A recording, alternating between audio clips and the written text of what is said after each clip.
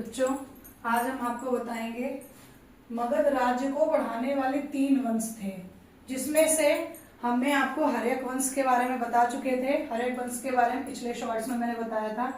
हर्यक वंश का स्थापना हुई कब थी? 540-44 ईसा पूर्व स्थापना की थी बिंबिसार ने।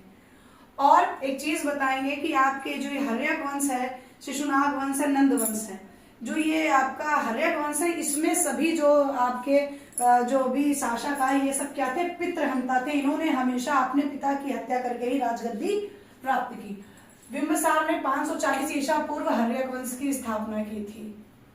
मगध साम्राज्य को बढ़ाने वाले 3 वंश है, हर्यक वंश, शिशुनाग वंश और नंद वंश। तो हर्यक वंश में क्या थे? बिंबिसार का पुत्र 493 ईसा पूर्व में उसने अपने पिता को मार करके गद्दी प्राप्त करी अजातशत्रु ने।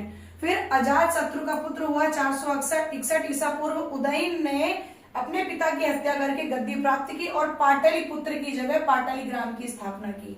इसके बाद इनका जो पुत्र था नागदशक हर्यक वंश का क्या था? अंतिम शासक। हर्यक वंश का अंतिम शासक था। इसके बाद इनका जो अमात्य था नागदशक का, शिशुनाग, तो उसने क्या किया? 412 ईसा पूर्व में शिशुनाग वंश की स्थापना की और पहला शासक शिशुनाग बना। इसने क्या किया? पाटलिपुत्र को हटा करके वैशाली नाम दिया।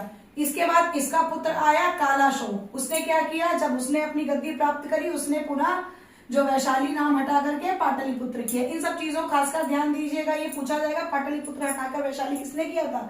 शिशुनाग ने। फिर कालाशोक का अंतिम पुत्र था नंदीवर्धन। ये आपका शिशुनाग वंश का अंतिम शासक कौन था? नंदीवर्धन। अब इसके बाद आई आपका नंदवंश। नंदवंश का जो संस्थापक था, पहला शासक महापद्मनंद।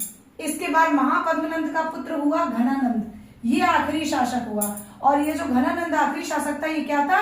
सिकंदर का समकालीन था। और चंद्रगुप्त मौर्य ने ही घनानंद को हटा करके मौर्य वंश की स्थापना की। मतलब हर्यक वंश, शिशुनाग वंश और नंद वंश, इनके पश्चात आपका चंद्रगुप्त मौर्य का मौर्य वंश आया। अगर बच्चों आपको ये वीडियो पसंद आया हो, ज्यादा से ज्यादा लाइक, कमेंट, शेयर और सब्सक्राइब करना ना भूलें। धन्यवाद।